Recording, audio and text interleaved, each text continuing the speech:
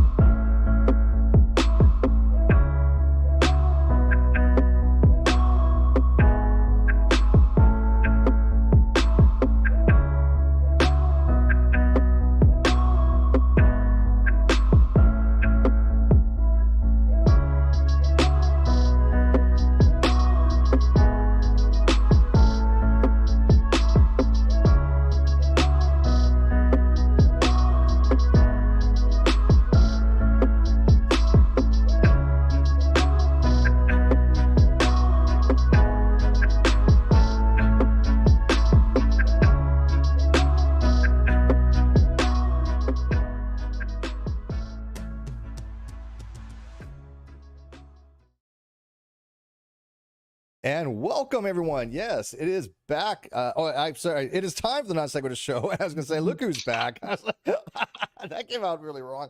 Sorry, it's been one of those days today. I'm telling you. And I was talking to Jules before we went on air, and she's having the same kind of day. So please kind of forgive us. We're going to try to muddle through this because we got a lot to talk about. We are on a hard cap. She's only got about maybe an hour and 90 minutes. But anyways, Jules is back. Jules, how are you? Hello, how are you? I am awesome. I had to change the format quite a bit because of your camera, so I had to put you in a 4:3 rather than a 16:9, and so it kind of makes it a little awkward. But anyway, everybody can see you. You look great. Thank you. I appreciate the 5 hours of effort that you put in to get ready for the show today. Oh, stop! I'm just wearing some chapstick and some blush. You know, just a little bit. I use the same makeup that Amber Heard uses. Oh, Milani? Milani, yeah, Milani. I stand for Milani because they came out and they were like, excuse me, no, girl. No, that palette came out in 2017. Not us, okay? And I like the fact that they came out and said that. And it's funny because the Amber Heard defense, their team was like, oh, they're just using this as an opportunity. They're like, no, this is Amber Heard lying. But yeah. That's one of the topics that we'll be talking about. We're going to try to get to a lot of different topics on the news, including the Amber Heard and Johnny Depp case, Roe v. Wade, maybe some other things with SCOTUS. But again, being on a time crunch, we may not get to those things. But I do really much want to talk about the Johnny Depp Amber Heard case because this is Johnny Heard. Yeah, well, I guess it's Amber Depp. They were married, right? So it'd be Amber Depp. Amber Depp. But you have been following this intently. Now, I've been following it not a little bit more than tertiary. I mean, I've been following it.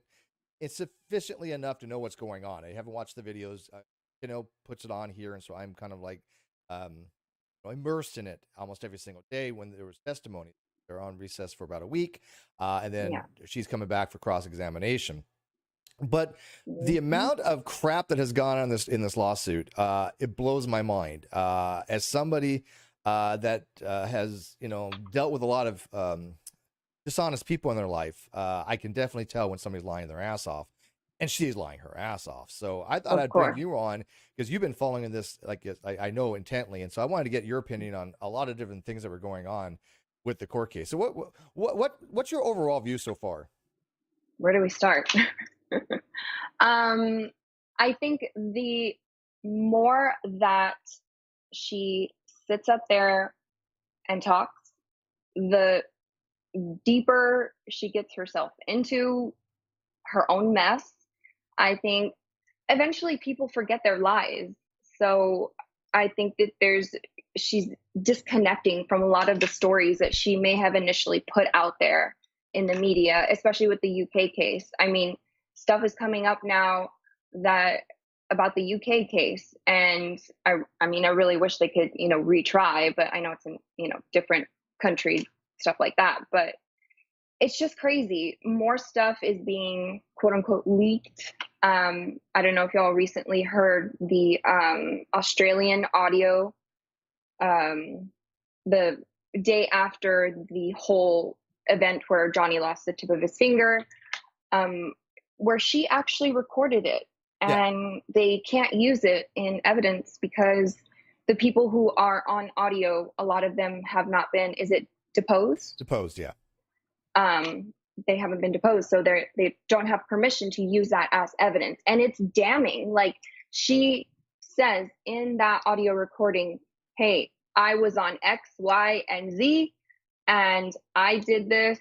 And on the stand, she's clearly saying, I took no illicit drugs. I, was not under the influence of anything. And it's like, court of public opinion, we know that she lost. has been. I mean, okay, so yeah, I have heard a lot of the recordings, and I don't know why my audio is only coming through on one side here. That is odd. It shouldn't be. It should be mixed.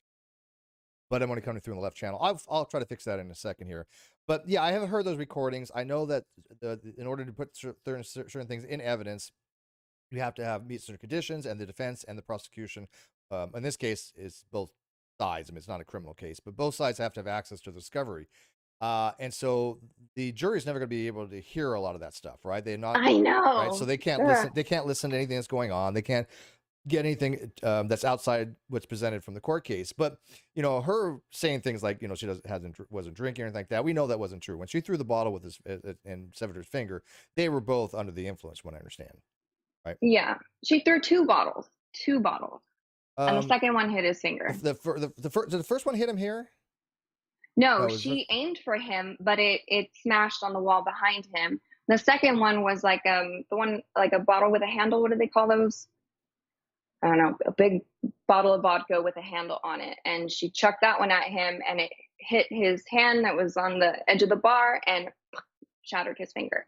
Yeah. Have you seen those photos? I saw. Well, I didn't see I didn't see the unblurred one. I saw like a blurred one. It looked like it was nasty. No and the cigarette out on the face too. Like, was he that high, drunk to put a cigarette out on his own face when clearly he was filming Pirates at the time, because they were worried about reattaching his finger back because he had that oil paint to make it look like dirt and grit on his hands and in between his nails. So they were worried about, well, he actually got MRSA, an infection. Yeah, he got staph infection. Yeah, he got a staph infection. And, and here's the thing. I'm going to say that, look, neither one of them was perfect in relationship. No question about it. Not. Both of them had issues. However, we're talking about a degree of difference of mega levels, right? Level, like mega pint levels. And so a couple of things that I'm noticing between his testimony and her testimony, the way the testimony is delivered. Her testimony seems very contrite, very manufactured, very over the top performance wise. There's nothing that even remotely to me resonates as far as any kind of genuine emotion.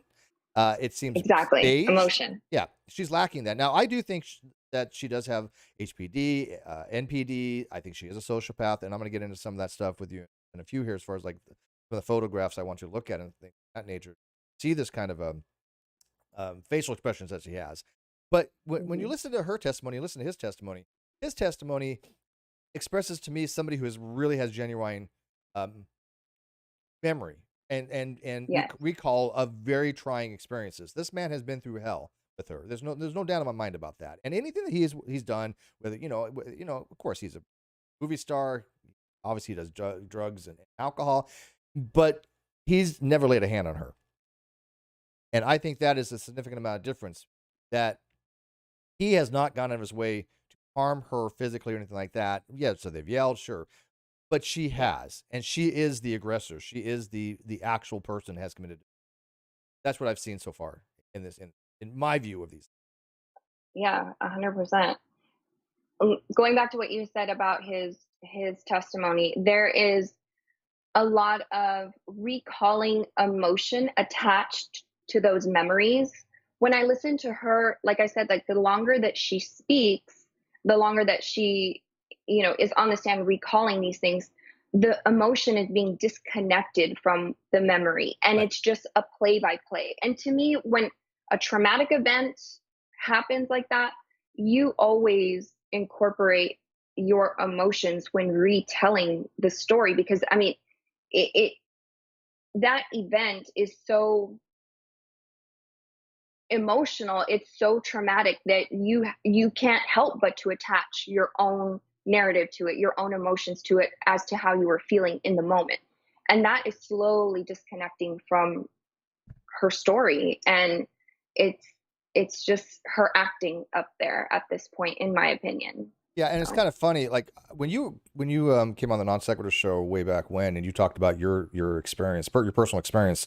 One of the things that I noticed was that you were very not just matter of fact, but you had a real emotional connection to your experience, and you didn't waver from the story from the first thing you've told me to when you talked about it live, right? There was no inconsistencies in your stories. There was, I mean, literally, it was the same exact story because it actually happened. These were real events. Yeah. And so I look for those types of things. There's a sincerity there. I call it the ring of truth, right? The ring of truth, and that's the sincerity that somebody's telling the truth, and that's why I wanted you to tell your story. I don't hear that with her. I don't hear anything that's genuine in any way, shape, or form. And I'm thinking the jury must be sitting there going, "Oh my God, this is like watching, a movie or something. That it's so over the top performance wise, and borderline histrionics that it doesn't. No way it's going to resonate with the jury that she's telling the truth on any of them. And even if there was a kernel of truth, if there was something, it's not enough to overweigh the amount of damage she's done to him by any means. Yeah.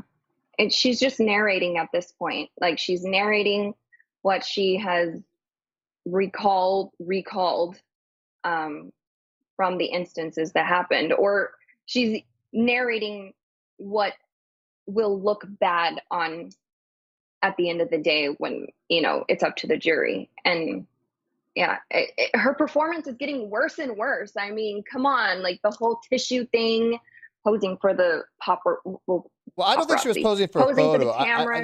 There's no flash photography allowed, so I don't think she was posing per se for like anything flash wise. But was she posing for maybe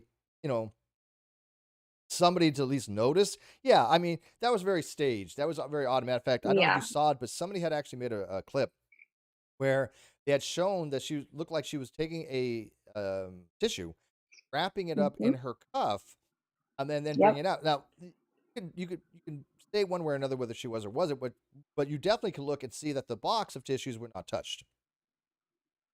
And so she didn't get anything from that. Rumor was she pulled it out of her sleeve and inhaled, and I don't think it was illegal drugs. No, I don't think so either. I don't think it was coke.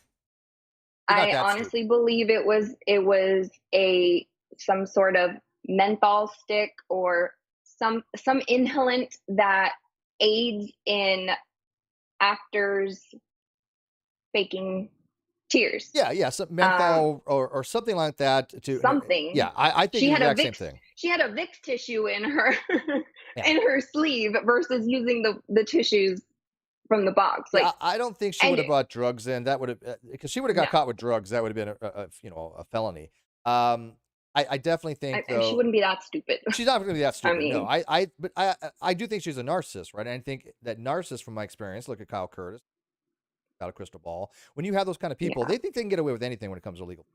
They don't care.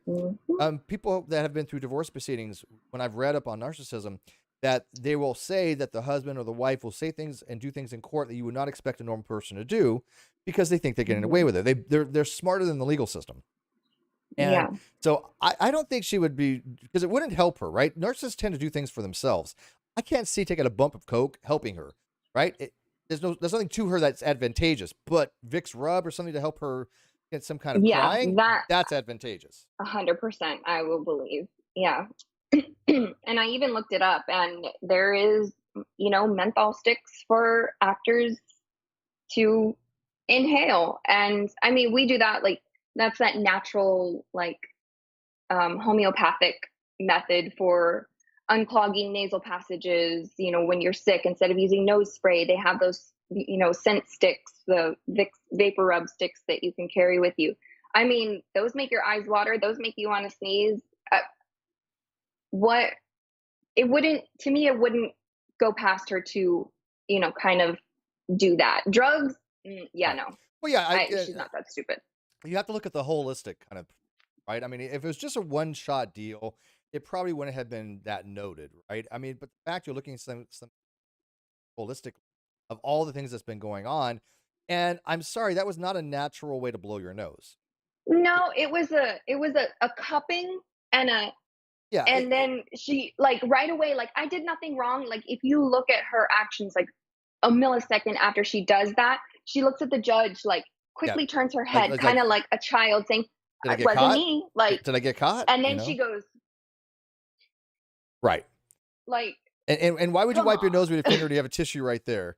I mean, Thank you. it doesn't make sense, right? And again, the ring of truth. Now, and I want to make it clear that you cannot really analyze something from a very single thing, right? And I'm not an analyst, you're not an Yeah. analyst, but you do have an understanding of nutrition and a little bit of medical things, Yeah. biology. Um, Yes. that was not exhalation. That was not something like blowing your nose. She was inhaling. No doubt in my mind. If I'm Yeah. wrong on that, She I'm did wrong. not expire. Yeah, I think that it's definitely something that's stipulating. I mean, in fact, she's really For sure. her looks give it away, right? Matter of fact, I was gonna like show some pictures of some of her looks that I just thought kind of give away her natural state, which I think is more of a sociopath state. I don't think she has things like empathy.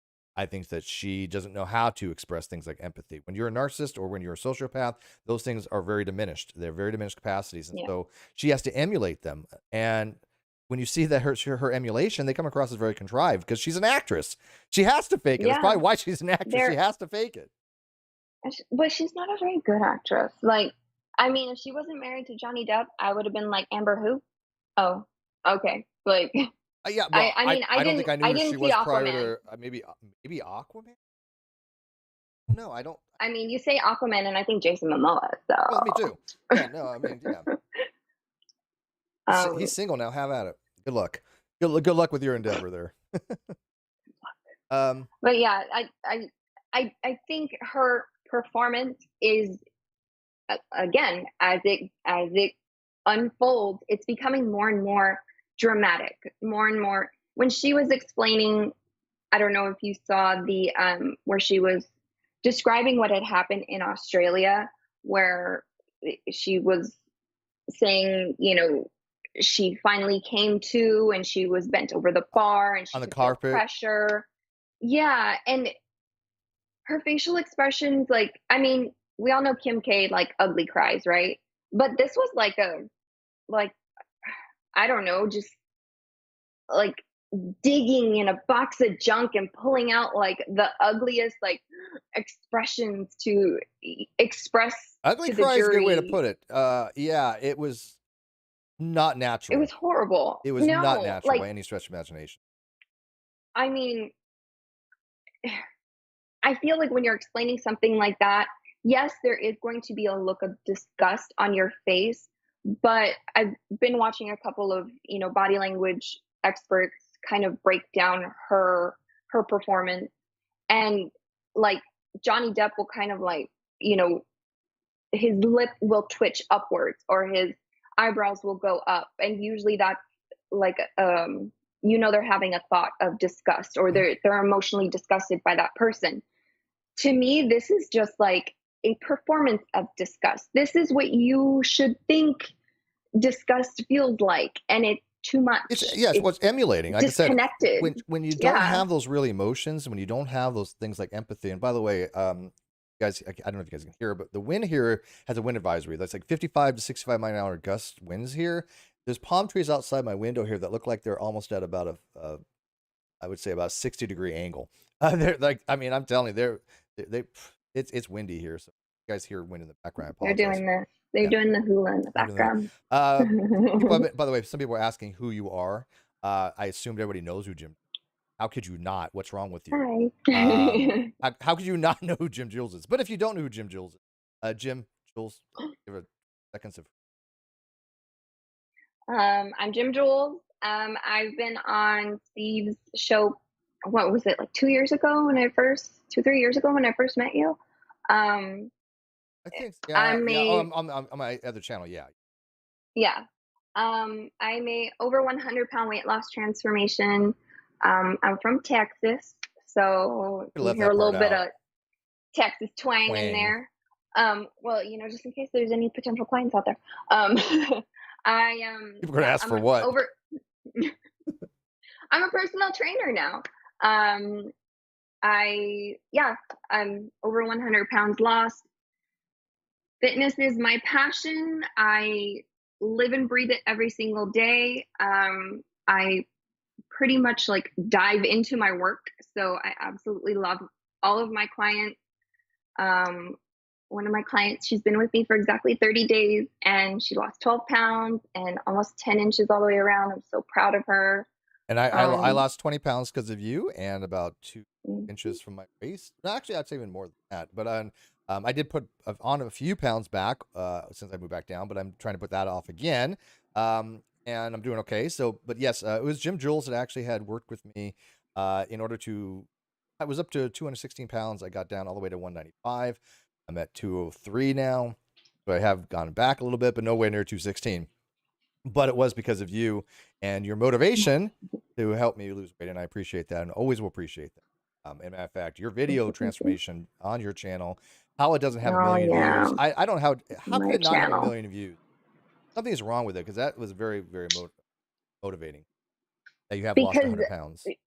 YouTube and I, we're just we're taking some time away from each other, It's complicated. So yeah, we're just not ready to fully dive into like the channel content yet. I know you got commitment. You can follow me.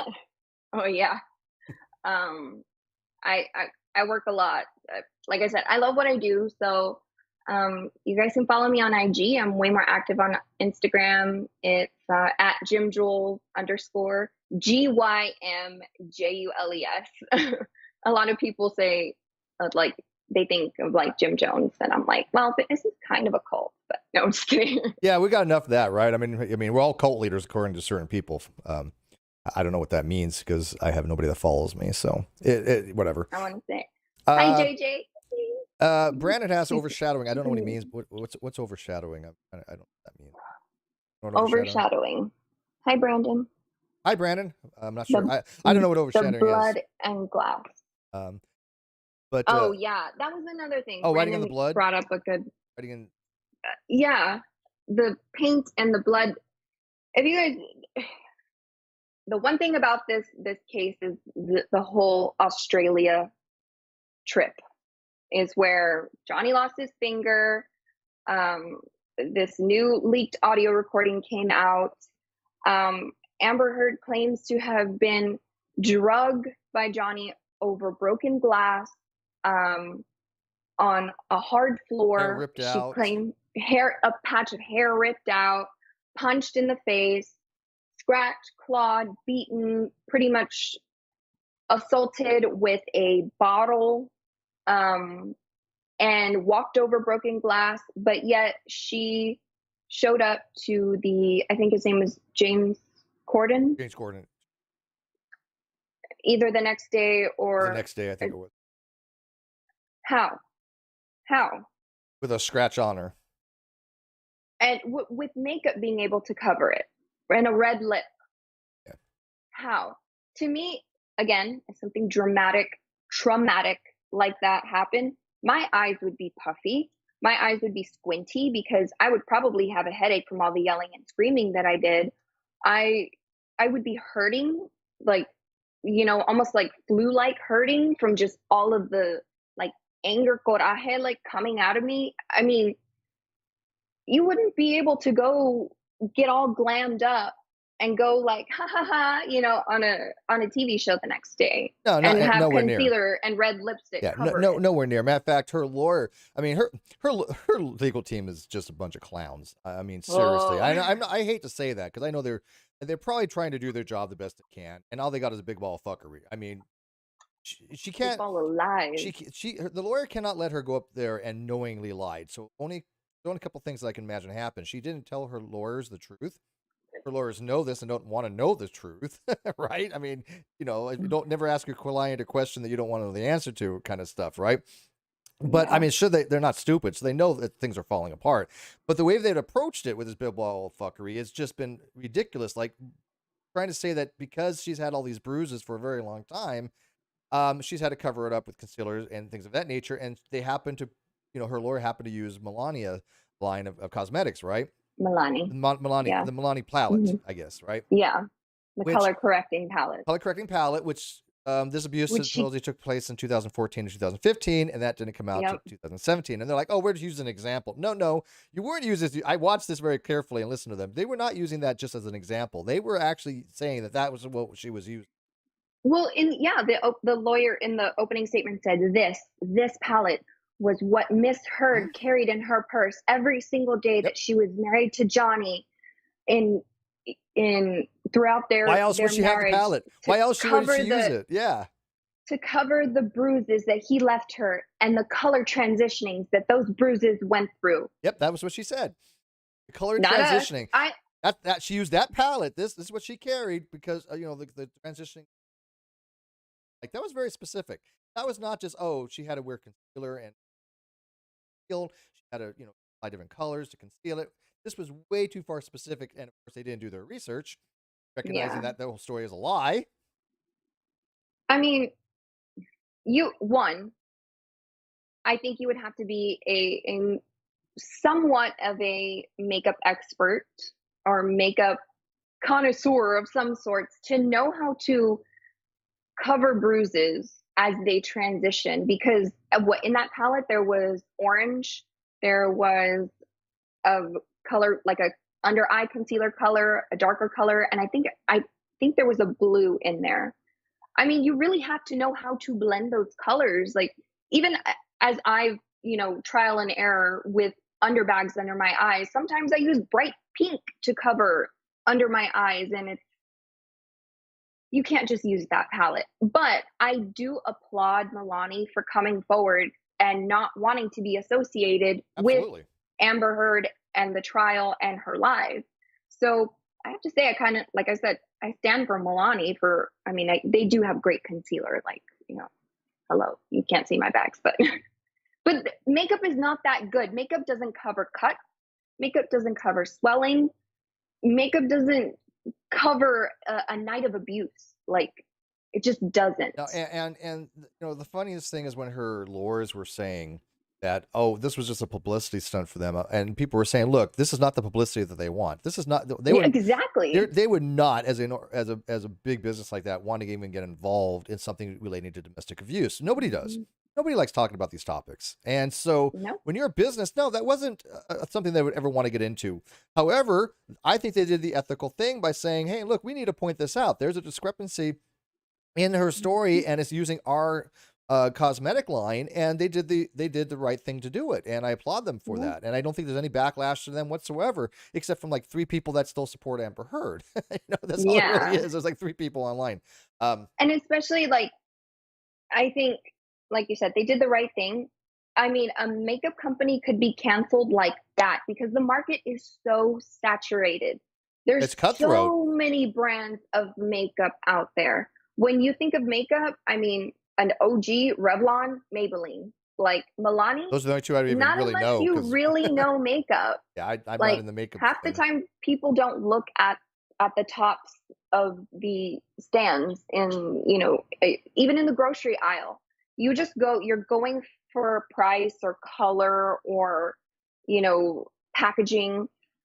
So the Milani could have been canceled right away if they didn't say something. So again, I applaud them for knowing their product and saying something. And that wasn't even like one of the worst faux pas of her lawyer. I mean, like, remember when she was crossing? Okay, so the psychologist, the clinical psychologist, Hughes? No, Curry. His Depp's. Yeah. Okay. Curry. I love Curry. Oh yeah, okay. She was fantastic, and you could tell a whole dichotomy Amazing. between Curry and Hughes. Yeah, a very different style. And so her lawyer was asking, is it not the case that if you had not been predisposed to finding for Johnny, you wouldn't be here, which is, again, speculation, and there was objected on that grounds. And the judge, said, yes, I'm sustaining the objection. And she's just like, honor goes to bias. She's like, I'm sustaining the objection. And she just was dumbfounded after that. She didn't know where to go. She didn't, had no idea where to go. And that to me was like the reminiscence of the entire trial with her lawyer. So she's like, what do I have to work with here? Yeah. And I think it's because Dr. Curry was so eloquently versed in what you can tell. You can tell when somebody is passionate about what they do. They know their stuff. They know how to project it. I mean, Dr. Curry was sitting up there and, saying it in medical terminology, to the judge, to, the lawyers, and then respectfully breaking it down to the jury in layman's terms so that everybody could understand. And she did that so gracefully. I think that Dr. Curry just got, she's personable. What's her name? She can't, Heard? the rude blonde lady lawyer. What is her name? Oh my God. Oh, I don't remember her. Remember hers. I don't pay. I just forgot names, but I know you're talking about the short hair. Yes. Not Rottenborn. What about Red her? Hoff? What about her? No, she stumped her. Yeah. Like, I think that she was so well versed, so just embedded in what she knew that you don't play mind games with a psychologist. Her. I mean, that was foolish. Exactly. And she tried though. Oh, she tried. Really tried. And the look of Curry was just like, because she said, would you like to, I would like you to answer the question, kind of thing. And Curry's like, dumbass, I am answering the question. Like, she's like, look, and what she said was brilliant. It was spot on too. She's like, look, my duty is to the court and to finders of fact, which is the jury. That's it. That's her duty. And to try to, like, because they were going after her character. That's all that was. That was, hey, look, we're going after your character because, remember the whole, did you go to dinner over at Johnny Depp's house and you were served wine and blah, blah, blah. And she's like, no, she said, you had something about a mule, right? And she was just like, I may have had, like, down to what she knew, right, what she ordered or drank. 2 years prior. Yeah. It's like, I may have, who cares? But it was all about impugning her character. Did you notice that? It was about impugning her character, but not her medical diagnosis or anything like that, her expertise, anything that should be relating to her actual expertise. Nothing did she go after with that I remember. It was all, well, did you not tell your husband that you were going to be, working with Johnny Depp? And she's like, no, that's not right. Well, didn't your husband get muffins? Yeah, didn't your husband get muffins? She's like, yes, but he doesn't know who the client was. He's often getting muffins. She's like, can I put this arrest so we don't have to keep talking about muffins? She made her lawyer look like a freaking idiot, man. That was beautiful. Yeah. Like, absolutely beautiful. Get off the muffins already. Right? Like, muffin gate. I mean, seriously though, did it not make her lawyers look incompetent when all their when you're handed as they said with like Kyle, non-sequitur case, Kyle's lawyer, she was handed a big ball of fuck. Right? When you're just handed a big ball of fuck and say, hey, please unfuck this, right? The lawyers have a hard time doing that. That's why Kyle's lawyer withdrew, because he was lying to the court. She's having the same problem here. Her lawyers have to work with only what she's told them. And obviously, as a narcissist, she's lied to them. There's no way she's told them the truth. 100%. No way she's told them the truth. It's just not in my mind ability to comprehend that, because she wouldn't, correct me if I'm wrong, how would she allow her to go testify knowing that her testimony is false? She can't. Yeah. But their method of cross-examination is, I don't know, is that normal? Like, it seems like they use like this word vomit to kind of like like Speedy Gonzalez through, their questioning, and it's almost like they try to get them to stumble on something, like how you said, about their character, about their outside actions. Yeah, not about what like the meat of the situation is, what the importance are. Like, I feel like they are trying to get the jury's attention away from the fact, the matter of fact, and they try to get them to dislike the witness on the stand because of an element of their character or something along those lines. I don't know. The method of cross is just, It's almost like the Chewbacca defense, if you remember that from South Park. Like the Chewbacca defense, get them looking at something completely relevant. Well, I mean, she even asked something along the, I don't remember I think it was Bahamas, but she had said, is it true that they have sun in the Bahamas, right? And it's like, I would have said, well, during the daytime, yes. It's like, what kind of stupid ass question is this? That's such a stupid question, and it's like, okay, get to the point. You're trying to get to about the makeup, right? Okay, let's get to the point about the makeup. Why ask some irrelevant question along those lines? They almost want like snark to come out or attitude to come out for them to be pushing like the buttons or something. Yeah, that might be a good point. Why are you asking me that? That's a stupid question. And then boom, jury doesn't like them. Right. No, that's a good point. I hadn't even thought about that. That could have been their tactic.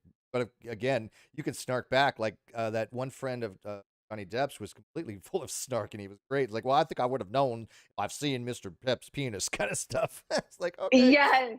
Oh my God. And there's a couple things I wanted to ask you. There's a couple of phrases she said, and I actually I'll bring these up on the screen. The X outside, and some of these things are, I was like, look, if a man had said some of these, right, it would be a completely different ballgame. We're talking about her testimony. We're talking about how she's trying to say that she's the victim, that she's been beat and all these other things, but there's no signs of, there's no medical records. There's no as they say, some of the stuff that the pictures weren't internet evidence because of how the metadata got changed, which could compromise when it was taken and the time. But there's just no evidence of it. Nothing, right? There's just nothing. But she had said some very specific phrasings to me that if a man had said this, right, it would have been so damning beyond belief. Okay. Native Atheist for $10 says sunglasses and thank you. Sunglasses and it looks like a glass of brandy. Oh, is that? Am I frozen? Is that my... you know what? That's kind of what I want to be doing. It's really windy out here today, but normally when it's not windy, the pool, and I want to go sit by the pool and with sunglasses and have a drink. But I gotta work my tan. Way too white. But thank you, Native 8. Appreciate that sticker. Sunless tanning. Yeah, I've been meaning to lay out. I try to lay out during the summertime, but it's literally super hot like summer right now. Oh, Taco! Look at the doggy. That's Taco.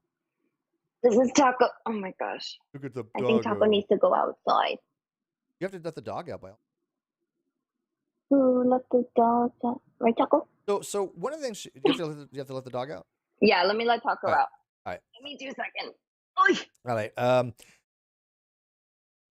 right. So when she gets back here, there's a couple phrasing I want to say. And again, domestic violence works both ways. It absolutely. Now she's. It absolutely works both ways, and men can be victims of domestic violence. Is it less frequent than women? Sure, but it does happen, and it happens at a significant level. And so, whenever people are talking about domestic violence, for some reason, we automatically think that it's the man beating the woman, right? And people say, well, Steve's gone big tower or something, or MRA or whatever. No, not by any stretch of imagination. We just have to recognize that there is this ladenness, like theory. It was called theory laden. This bias that we internally have, that when we hear certain things, we automatically make assumptions. They're just societal assumptions and presuppositions. When you hear domestic abuse, what do you think of? You generally think of a woman being attacked, right? You think of the man as the aggressor. And so this whole case, I think, has been a way to kind of like Black Mirror us, if you guys watch that show, because I love that show. It's kind of a self-reflection society showing our own biases that we have when it comes to these types of things. And, in this particular case, it's so high profile because Johnny Depp is a very beloved actor, and I do think he's a very good actor. But it's because he has the means, he has the reputation, and his reputation is being tarnished. He lost the Pirates of the Caribbean 6 because, of the Amber Heard editorial that she had produced, or that she had written, which I do want to talk about with Jules when she gets back a little bit. Oh, you mean, okay, so Brandon says overshadowing. Yeah, so you think So it seems to me, he says, it seems to me that she's trying to make the trial all about Johnny and how terrible he is. That's an example, I think, of overshadowing. Yeah, well, that's what she's countersuing, right? She's suing for 100 million. He's suing for 50. I don't think she has a snowball chance in hell. If she gets anything, it'll be $1. But I mean, he has all the evidence. He literally has all the evidence that from recordings that she is the aggressor, that she has physically assaulted him, that she, cut his finger off of the bottle on top of his finger. These are things that are just, uncontroversial. These are things that are in evidence that she would have to offset with an incredible amount to outweigh the damages, so to speak. So I want her to get back, because I want to put a couple phrases on there to show you like our biases. And yes, obviously I've invested interest in this. I was falsely accused of a lot of things. I've been falsely accused of many things over the last many years. Most of it was relating to the Non-Sequitur Show and Katie Joy, who I'm also trying to sue as well, that I have served. And so, yes, I do take this very personally. I do empathize with Johnny Depp. Do I have a bias? Yeah, I admit that. Sure. I think Johnny Depp is innocent regardless. And if he wasn't, I'd be all advocating that, he gets, everything that's coming to him if he ever did anything that was domestic violence wise. But this is the case. We have a woman lying about somebody. We have a woman lying about Johnny Depp, just like Katie lied about me. Sexual harassment never happened. Never fucking happened. So I do have an emotional investment to the case. I really do. But I also am interested in it because it is one of the, back in my day, we had the O.J. Simpson trial, right? And that was the trial of the century. This is going to be looked at as a trial of the century. It really is. Yeah. All right. So let me ask you this. So one of the things she had said because he was saying, I can't be around violence. He goes, like, I can't be in a violent relationship. And she said, quote, I can't promise you I won't get physical again. Now, Jim, if a man said that to you, and I'm strictly going to be using you in this as somebody who, as somebody who, good-looking woman that dates men. If a man said this to you after striking you, how would you interpret that? If they've done it once, they'll do it again. Yeah, that's it. And as a man, I would think the same thing. If a woman struck me, and they said, I can't promise I'll never get physical again, that just means it's going to happen again. Yeah, it's going to happen again. There's like that line that they've crossed. Like it's going to happen again. They will escalate. The argument will escalate. The anger will escalate again to that point. It's going to happen again. And if they're even just saying, I can't promise you, like there's already doubt in that. There is no effort for change. Nope, they're already admitting, look, I can't make that promise. It probably will happen again. And it also indicates that it's happened prior. Right? Yeah. So the jury knows that she has laid hands on him. Right? But also, when I was telling the audience when you were letting Taco out, that we as a society have this bias when we hear things about domestic abuse, we automatically think that the woman is the victim. Automatically. Mm-hmm. Now, I'm not saying there's not a bad thing for that. I think that obviously because of statistics, sure. But it is something we have to recognize, that it is a bias we have. Whether it's a justified bias or not is irrelevant. It has to be recognized that these things do happen to men. Yeah. And I will speak from somebody, as a man, I will speak from my kind here, right? Speaking for men here. I've never been in a physical altercation where like a woman's ever struck me like that. So I can't speak as a domestic violence victim, right? But I can speak as a man. If anybody ever did, I would not, I wouldn't be with that person. I could not be with somebody who attacked me. But if I heard them tell me, I can't promise you I won't be physical, it reeks. How can you confidently, excuse me, how can you confidently stay in that relationship? Like, I honestly, if I heard that statement after a, slap across the face or a push down on the floor or even a grab and throw, I would be living in that relationship, through that relationship, in fear. Absolutely. That you what never know when is you're going going to ignite that same recollection, that same process that this argument is going to go through to end in that or even worse. Yeah, you don't know what's going And to trigger them either. I have no idea. Yeah. And this one was even worse. This one was even worse than what next one I'm going to tell you. This one, she said, and these are quotes, "I did not punch you. I was hitting you." that's from that recording. Yeah. Yeah. And So, then she called him weak or she something. called him a baby. Yeah. There you She go. was trying to masculize him, you know, and try to emasculate him and try to, oh, you're Demasculate. just a big baby. Yeah. You couldn't take a punch. Let me tell you, I have been hit, not by a woman, but I have been hit by men. I've been in fights. I used to box in the Navy a little bit, and in my senior year of high school, we would, you know, put on the gloves and we would box a little bit. I have a boxer break. Matter of fact, if you ever know what that is, this knuckle's broken here. I've actually broken it twice. Mhm. And when, if I don't know if you ever broke a knuckle, but your hand swells up like it's bad when you break a knuckle. And so I have what's called a boxer's break. That, if you can see the difference between the fingers. So, Oh, I thought you were doing this. no, I'm this just kidding. this is literally how my finger is. My knuckle is really down here. It's called a boxer's break. Not a lot of people know that about me, but anyways, so I've been in fights. I mean, I've been in fights. I've been in box. I've taken a punch. They hurt, but even with gloves on, it's not as much. But even I've had bare knuckle fights. I mean, you're in the military. You get in fights, right? But whether you punch somebody or hit somebody is a semantic nonsense. If I was to say I never punched a woman, I merely hit them, think about what that would entail. Think about the outcry that would have, right? So if a man said to you, "Hey, Jim, you know, I didn't punch you. I just hit you. I was just hitting you. I wasn't. What? Come on, just suck it up. I wasn't punching you. It's a distinction without a difference. It's semantic nonsense. You know? It is semantics. And if I experienced a contact from the other person that was initiated with force or intended force, I would consider that abuse. Yes, A hit, absolutely, a it's abuse. strike.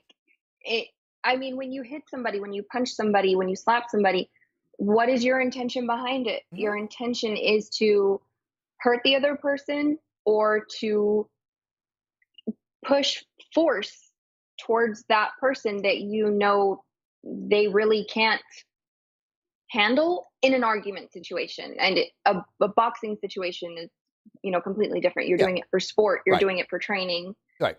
But in an argument, no, Yep. that there is intention behind that force. Yeah, absolutely. So UKPI for 2 pounds says Amber may have a serious personality disorder. Well, I think that's already given, right? I mean, most people have recognized she has histrionic personality disorder, narcissistic personality disorder. These things are kind of well established, I think, as far as like the public viewing of her. A native atheist had said I had to have a tooth surgically removed from my hand. Okay. oh my God.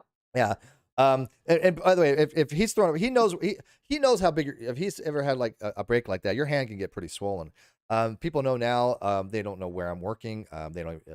I'm not even gonna say if I'm even working in my own town. I'm working away, but I mean, I'm definitely working.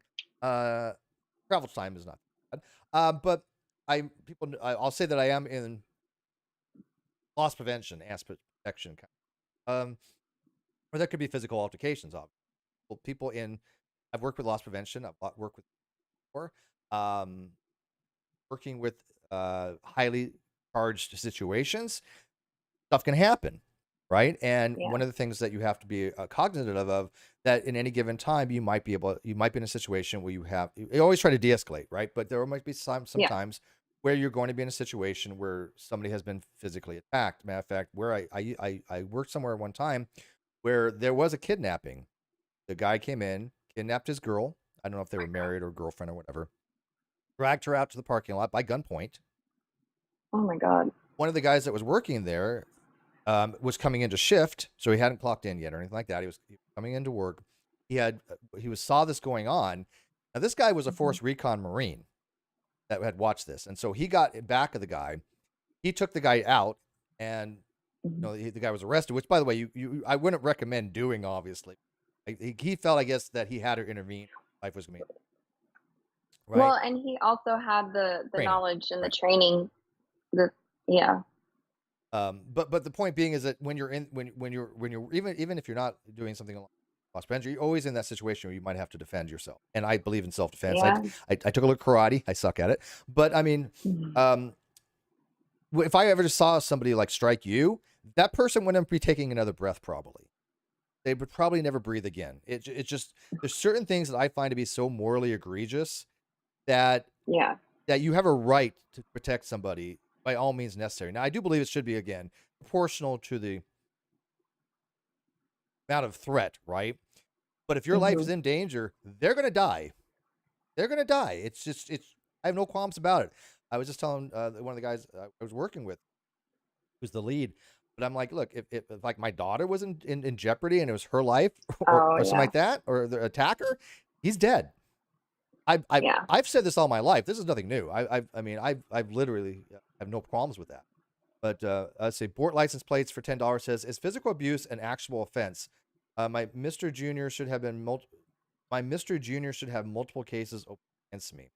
Not sure what he means by that, but he says physical abuse an actual offense. Well, I mean, even in a civil trial, because they're not going for criminality. They're going for a tort. They're going for, look, whether it's press charges or not, whether it's found guilty or not in a court of law, which for a criminal trial is beyond a reasonable doubt. On a civil, it's just a preponderance of the evidence, right? So all they have to do is convince the jury that Depp had, been a victim of her physical abuse, mental abuse. Matter of fact, Jim, when you had left, another thing got brought up was the story that she had written, right? That cost him Pirates of the Caribbean 6. And they were trying to argue, well, she didn't write. Remember who was it in the magazine that she wrote it for? Remember? The Sun. The Sun. Oh, the Washington Post ended up picking it up. The op-ed. The op-ed. Right? Yeah. Who was the op-ed for? Was it for? Yeah. Okay. So the op-ed, I'm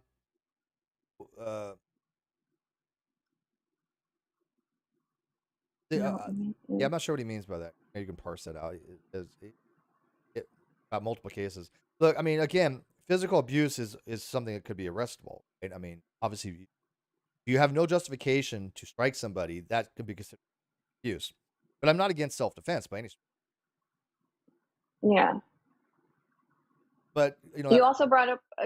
Sorry, go ahead. I just want to finish with the op-ed real quick because it was kind of odd because her defense was that she didn't write the headline, right? Which is okay. She didn't write the headline, but when they signed off on it, there was something called the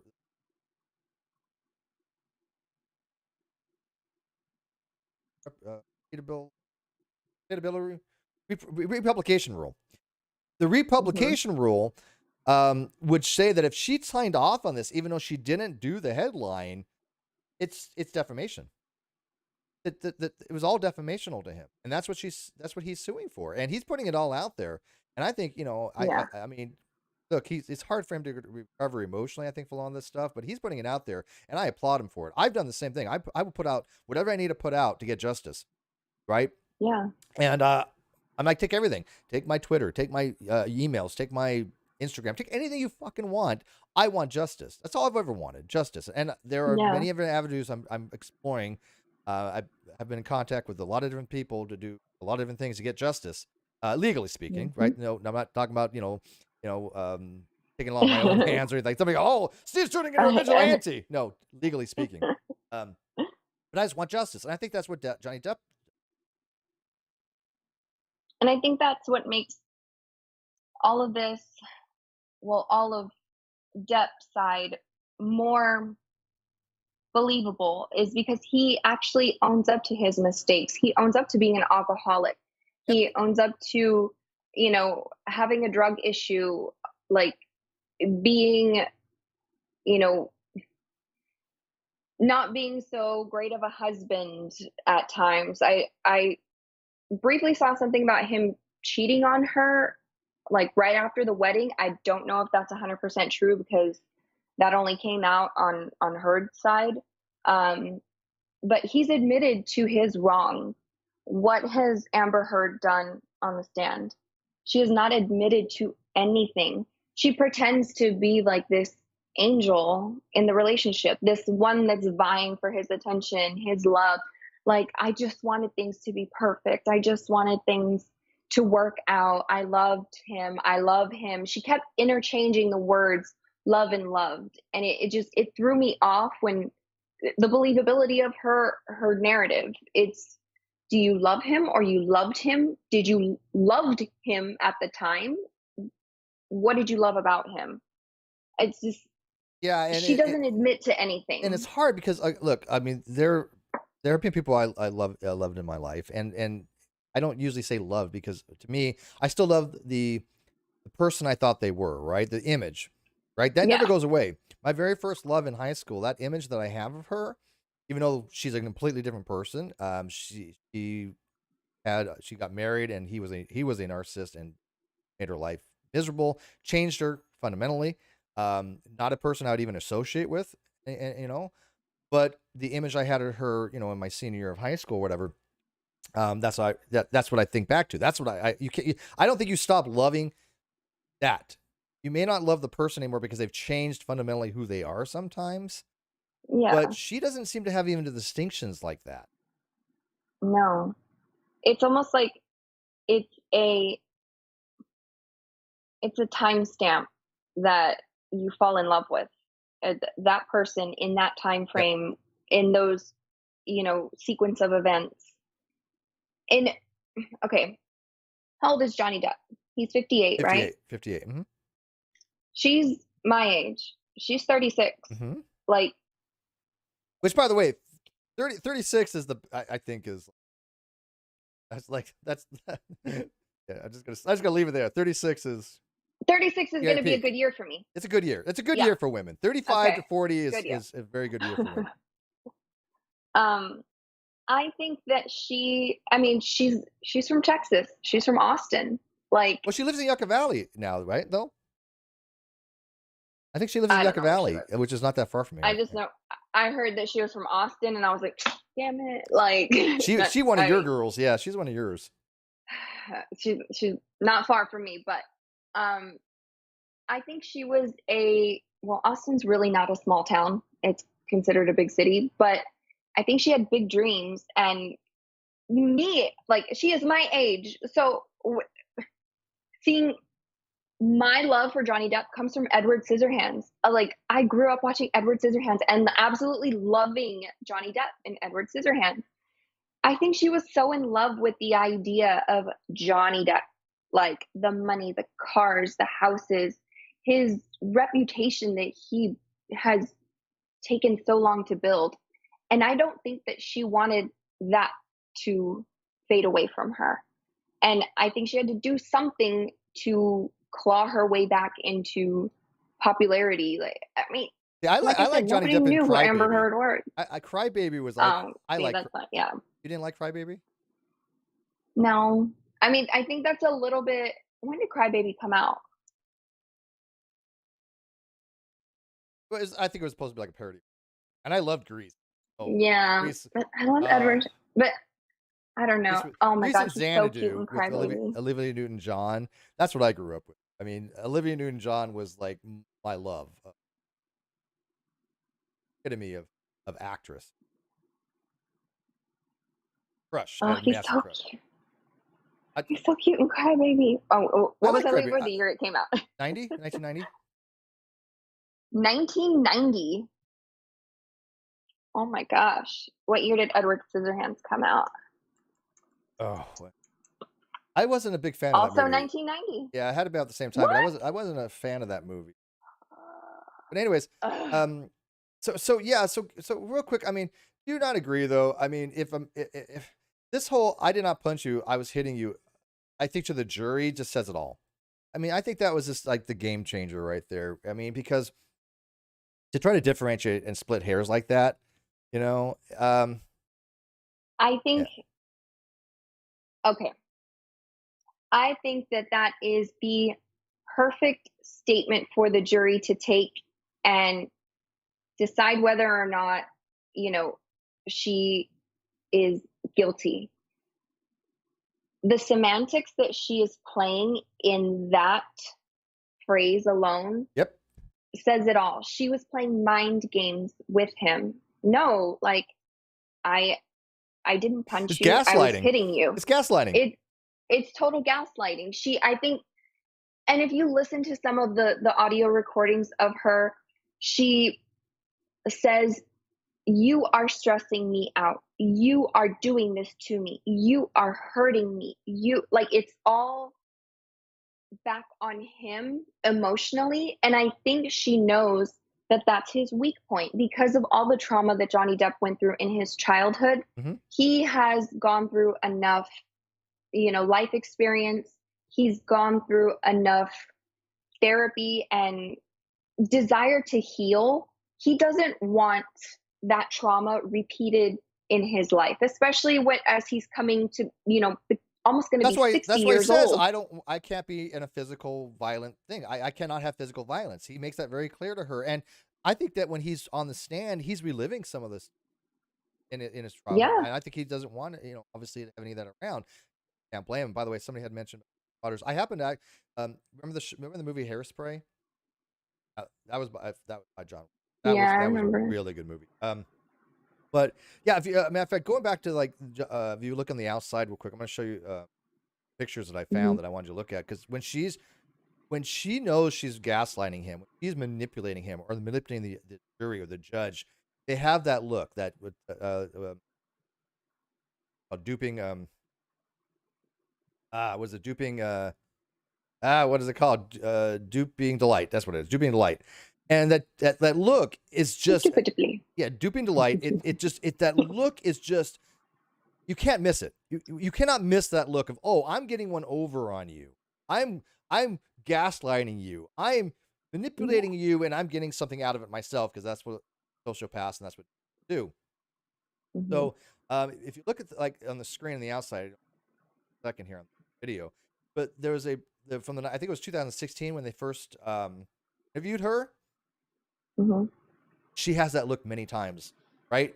She has that look like, oh, first of all, who are you to kind of ask me these questions? But she has that Duper's delight, yeah, Dupers or Duper delight.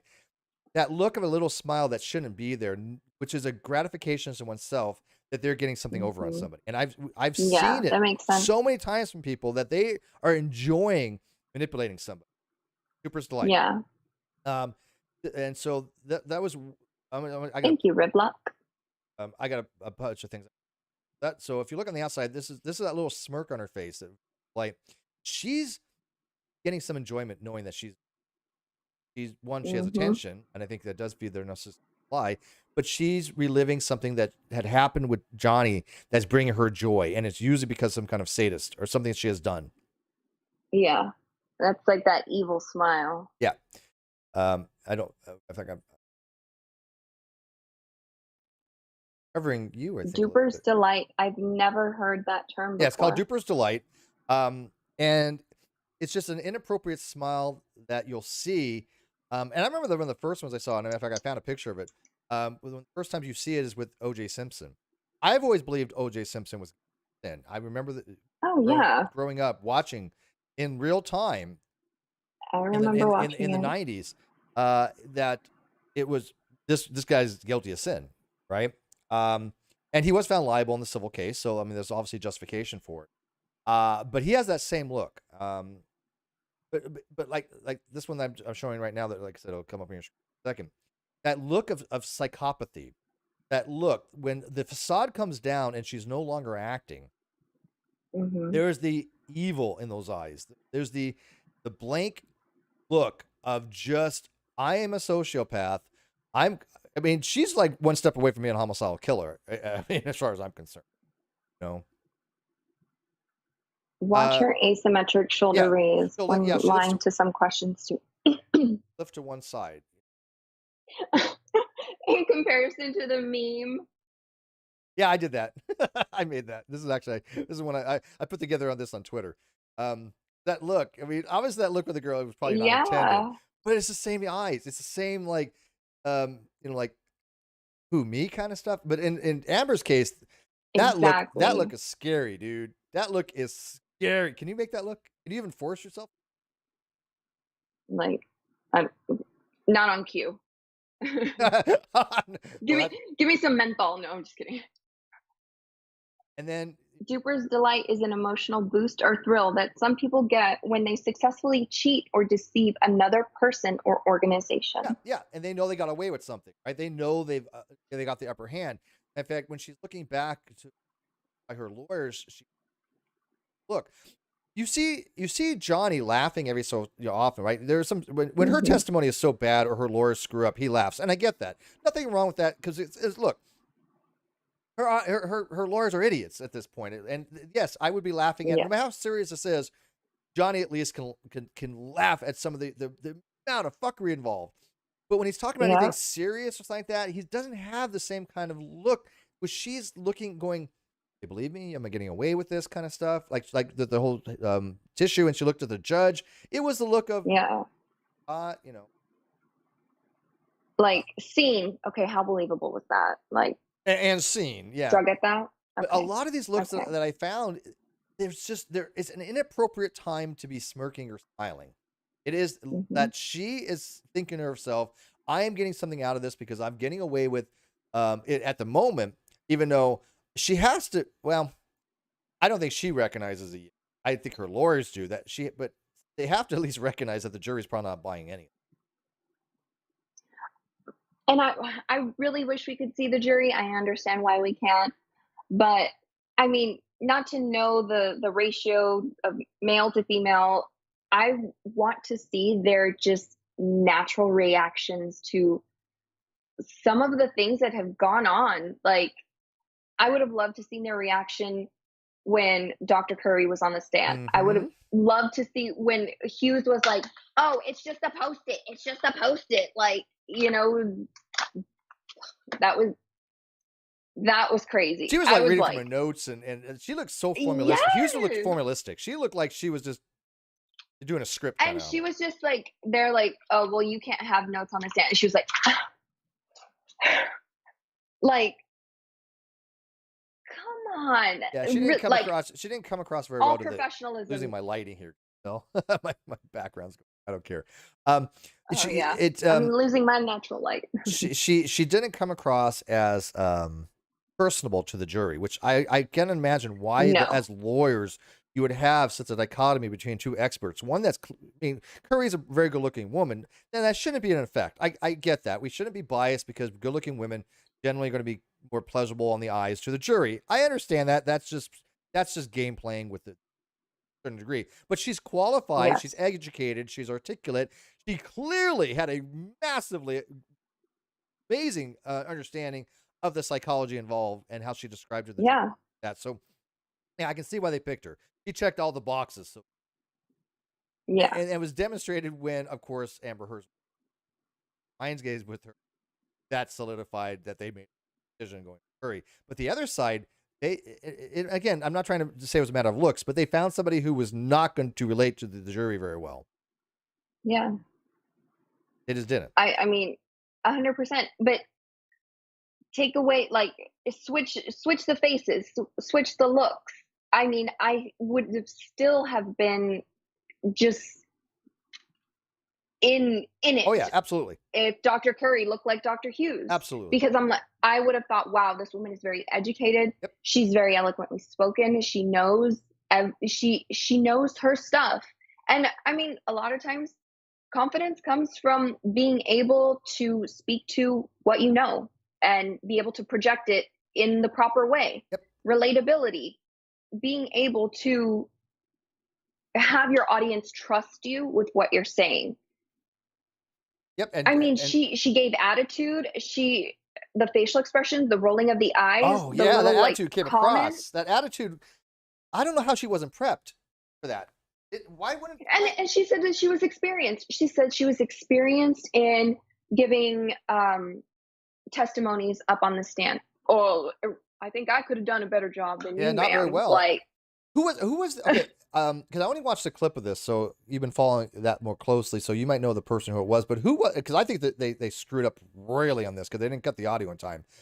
Who was it was saying the judge had said to the woman that why didn't you give the diagnosis something? Why didn't you give your thing to the defense about you didn't find her suffering from what was it? Oh, you didn't think that she was a domestic abuse victim? That woman said that she found that she did not think that Amber Heard was a victim of domestic violence. Which, by the way, they should have cut that audio. That I don't know why that went over. But who was that woman? That because she didn't like. Why didn't you turn that over to the fence? She's like, I didn't find her to be credible as a domestic violence. Who was that? Do you remember? No. Because I don't either. Was it her nurse? It could have been. I don't know. Maybe it's on the outside. I only watched the clip of it, but it was just a clip of a woman saying I didn't find her to be credible as or something along the lines of a victim of domestic violence. And I think it was the nurse. That was pre-recorded. That's pretty damning. Oh wait, the police. Was it a police officer? I don't. I think it was the police officer. Did you see that? Oh my God!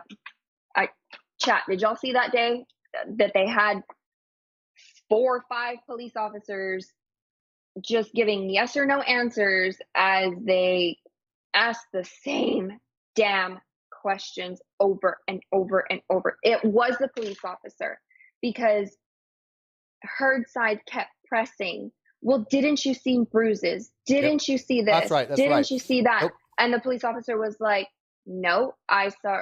Well, wasn't her face red? Yes, from crying. Well, was it? What type of lighting did you see her face in? Did you see her face in full light? Was the room very well lit? But just the same question. Was that for Johnny? Or was that for her first wife? Because there was a similar situation with her first wife. The police officer was saying that he didn't find any evidence that the other person was the aggressor. And then Amber Heard was like, oh well, the officer was just upset that we were having a gay relationship, and it comes to find out that the officer was lesbian. It's like, okay, that don't run narrative when you have those kinds of stupid things. You just say, well, this person was biased against me because I was in a lesbian relationship, and the officer's like, I'm lesbian. So it's like it just shows how you're grasping for air, grasping for straws there. But I think that I don't know if that she was talking about Johnny or not, but that has happened before with the prior relationship. Yeah. But yeah, so here's the thing on the Duping. Jennifer Grey. The Duping light. This was remember Lance Armstrong, doping, cycling, Tour de France. He has that same look. He maintained his. He's like, I'm innocent. I haven't doped. Blah blah blah. Come to find out, yeah. And he's like, yeah, I did. Because he was getting away with it. At the time he was getting away with it because people believed him, right? So he had that. It's like that. It's like a childish like I did it. I did it. Is anybody gonna find out? Like, of course, you have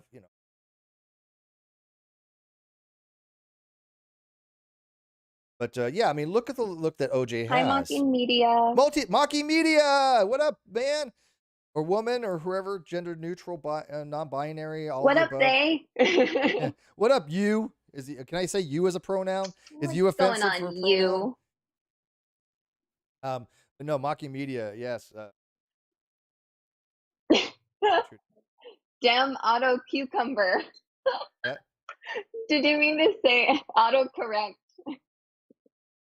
Auto cucumber. Damn auto cucumber. Auto cucumber. That sounds pervy.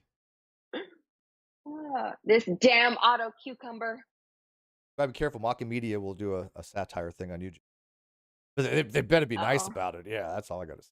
I already knew that. I could find the movies to pick for you. The fictitious search. By the way, I don't know how they do their video stuff. That type of level of video editing software stuff would be so beyond my level. On my thing. Yes. Amazing talent, mocking media. All right, they're not triggered that I say you. I don't know if you is offensive. But yes, so when you look at like OJ Simpson, that look is just Cooper's delight. I mean, he knows he's getting away with something. It says, got him.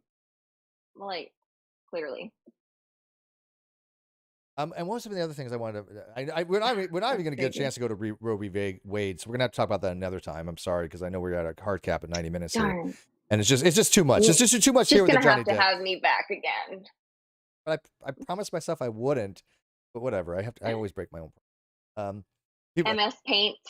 People are like, oh, Steve's got a new co-host, Jim Jules. Yes, and yes, she gets. Hi. Yes, she gets 100% of everything. All to her. What's the other thing about the that I wanted to bring up to you with her lawyers? Oh, yeah. Autocorrect needs autocorrect. Oh, MS Paint. I use MS Paint. I use MS Paint and GIMP for mock me. Oh wait, that's what they do. Oregon Trail. What do you use? No, I was saying like MS Paint makes me think of Oregon Trail, like MS Oregon DOS. Trail. Oh, like, yeah. I always died. I always died of dysentery. You died of dysentery. Oh yeah, without question. That game is impossible. You would have to cheat. There's a way to level, but but no, my favorite thing, lawyers, and I question the lawyer asking the guy, and he had asked him basically what somebody else had said, what the doctor has said, and he started answering it, and the lawyer objected to his own question as hearsay. Oh my god! Now look, I can imagine how much pressure it is. I can imagine that probably happens occasionally, sometimes. I get that. I mean, again, nobody's freaking perfect, and in any other situation, it would have been just laughed at. But this is a very high-profile case, and these guys are making bank money, right? And he objected to his own question to his own witness. No, it wasn't. I don't know if it was his own witness, but it was his own question. And the judge is like, "You asked the question, though. How could you object?" You asked the question. I was rolling. That was the funniest thing I've seen in that case. But see, there's where that type of cross is just that boom, boom, boom, like Speedy Gonzalez cross, like objection. No, right. And I get it. I mean, this probably is not the first time it's ever happened, but this was on this particular case, and that just shows you the overall arching theme of her defense team or her legal team. It just comes across as very buffoonery, a lot of buffoonery. Native Atheist for $10 says, like the stream, folks. Thank you, Native Atheist. Yes, please like the stream. Please share this video. Again, look, I understand views have been down, and I don't expect them to ever go back up. That's fine. If 10 people watch or 100 people watch, or if I even get 1,000, it doesn't matter. Right now, things are going well. We're having fun with the Non-Sequitur Show, and that's what it's about. And I have amazing guests on. I mean, look at the quality of guests. I mean, you don't get much better than this. You really don't. First of all, people should know that I put you on pedestal. It's ridiculous. Thank you. By the way, you owe me for that promo. I get 50% of everything now.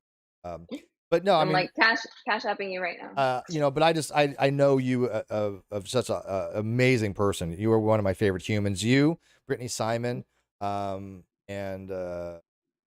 Anastasia, my old producer, Tina and Aaron, just some of my favorite humans. Very good people. All right. So what were some of the other things that you wanted to go over the case? Because those are the kind of things I wanted to touch on. As somebody who was watching this, going, this is surreal. Yeah, I mean, again, as the trial continues, I mean, I know court is dark next week. Can you tell that I watch Emily D. Baker? Yeah, no, that's what we put on here too. I mean, I usually happen to watch Law. Was it the Law and something channel? It's the one that actually has the main feed. I usually watch them. I don't want any commentary per se, so I just watch the straight feed. Now, Kano puts on, when she's here, she'll put on Emily Baker, and so I'll watch that. And yes, I do think Emily Baker does an amazing job with her analysis. She just does. Yes, sometimes it's like it's almost like you want to like turn her down because you're like, wait, what's the answer to that question? Yeah, I don't want the commentaries, and it's no slight against her at all. No, not at all. But a lot of the times I've found myself, listening to her commentary because I'm uneducated. Yeah, you want her input. Law. Sure. Yeah, absolutely. I want her translation, I guess you could say, of what is happening, because sometimes it'll be like objection or ruled, sustained, and I'm like, what happened? Yeah, and I think it's a matter of preference. Emily, you'll explain it. Yeah, I think it's a matter of preference and timing. And even Emily has said, look, a lot of people cover this. Here's what works best for you. I mean, she did say this, and I happen, to agree with her. And so I'll be watching Emily for some things, but other, like when on the whole Amber thing, when she was testifying, I didn't want any. I just I'm glued. I'm like, Really? We don't want any commentary during her performance. Right. I mean, it's performance art. You don't in the middle of a performance start critiquing their work. That's just rude. It's like somebody talking in a movie. Excuse me, we're watching her performance here. Like, come on. By the way, did you see? You can't even make this shit up. Did you see that the New York Post had actually they photoshopped a tear on her? I heard that, but I also heard. Did you hear the rumor? Now we're talking about the rumor mill. Okay, we're in gossip mode now, people. Okay, so we moved to the facts. We moved to the facts. Now we're into the fuckery. We're talking about what's been heard. What's heard on the streets. Oh, that's good. That's good. Yeah. What'd you hear? What word was heard? Yeah, what word was heard? There you go. That she had quoted the talented Mr. Ripley. Did you hear that? Yeah, but I think that was debunked. Snopes has debunked that. Yes. Yeah, and I've listened. I couldn't find anything, but I have a friend of mine that I high school with who's been following on this. Lived with her, and she said she said she I think it's the man. I don't remember. Thank you. Mandela effect. That's what I don't remember hearing it. And I don't know where it came from, but I cannot find anything that supports that. But she does say some lines that you will find in movies, but I think that you could do that with anything, I think if you really try hard enough, anything you say is going to be found somewhere down the line, right? Yeah. So, but I do. Well, her statement, it was somewhat poetic, for Amber. I mean, when Johnny was up on the stand, I feel like everything was poetic. He was like, it was like a bird song, and I wanted everything and nothing at the same time. Yeah, it was like, tell me more, Johnny. But when Johnny just looks at you, your entire soul comes into being. Your essence just flows through him as this magnificent specimen of a man. By the way, he's older than I am, people. So all you women fawning, all these people. Oh, well, he's I love Johnny Depp. He's like, wait, he's 6 years older than me, people. So come on. Johnny Depp is almost 60. Oh my God. I mean, Sean Connery was the man, and was like, still was the man. I mean, guys age pretty well when they get old. Yes. No. He was the original Bond. No, Sean Connery. But it is true though. Older men tend to be able to get more young, kind of the other way, on average, right? I mean, the men who age well, right. Yes. Look at Ryan Reynolds. Oh yeah, well, he's my age, 50-something. I don't know, how old is he? Alexa, how old is Ryan Reynolds? I hate Googling. 45. Okay, it's 45. So okay, it's not quite 50 yet, but he's getting there. Yeah, but certain men, again, they look good for their age. But JD is hot. I agree, Glee. JD's a good-looking guy. But there's some women out there that are in their 50s and 60s. I was like, oh my God, they're freaking gorgeous. It's absolutely stunning. Depp does not look that old. No, he doesn't. No. Ryan Reynolds he's looking more rough nowadays, but again, I think it's all because of the stuff. Well, and I mean, that terrible fluorescent lighting does nothing for him. So, just saying. What was I saying previously? Oh, what Amber Heard said on the stand, her one of 4 very poetic things that she said was, my Alexa said Bryan Adams' age. Thanks, Steve. What is he? How is he? Bryan Adams, a singer. How is he? He's been around a long time. He's got to be my age because he was popular when I was growing up. She had said something similar to what had been said in The Talented Mr. Ripley, that when Johnny is like into you, you are the only thing in his world, but when he turns his back on you, everything is dark. And that was very similar to the lines in The Talented Mr. Ripley, but it wasn't verbatim. Exactly. So. Yeah, I think, and again, you got to be real careful when you put that kind of stuff out. You want to have the evidence to back it, and I think I hate disinformation. It just drives me crazy because again, I am gotten more into factualism than I have been. Facts are facts, and I go by factualism. Now you can evaluate those facts, you can talk about them, but there's certain things that you have to say. Look, this is a fact. This is what she said. Let's talk about how it could be interpreted. But the factual matter of thing is that this is what she said. So sure, people can say something and can say that's the factual matter to be had. Let's discuss it. Maybe they meant it this way. You can look at it this light. You can contextualize it, right? But Yeah. I'm a firm believer right now in factualism because I've lived it, where you've seen people try to distort the facts. I mean, just alternate facts. Especially on YouTube, alternate facts are prevalent. Oh my God! I mean, look, I'm the most horrible YouTuber I've ever lived due to alter facts. I mean, I'm just a bad man. Hashtag Steve's fault. Hashtag sex cult leader of the 2020. Hold on, let me close these. And by the way, it's kind of funny because speaking of that, the first episode you were on the Non-Sequitur Show, we were with Frank Forlardo Jr., who broke the story of the NXIVM sex scandal, which, by the way, I had actually gone along with because people had reached out to him trying to say that I'm not even fronting here. People literally reached out to Frank saying, hey, we investigate Steve as a sex cult leader. And he is like, well, I don't really kind of, just arbitrarily do that stuff. But he happened to watch some of my videos and he's like, hey, I happen to agree with this guy. This guy has some good stuff, and he actually liked my videos. And we ended up talking, and I was like, will you be a guest on the Non-Sequitur Show? And he's like, yeah, sure. And he was on the episode with you, and that's how it came about. So here's the guy that investigates sex cults, going, yeah, these people are freaking insane. He did not think any of them were credible even to begin with, and then as I tell him more about these people that were trying to say there's a sex cult, he's like, it happens. Yeah. He's like, people.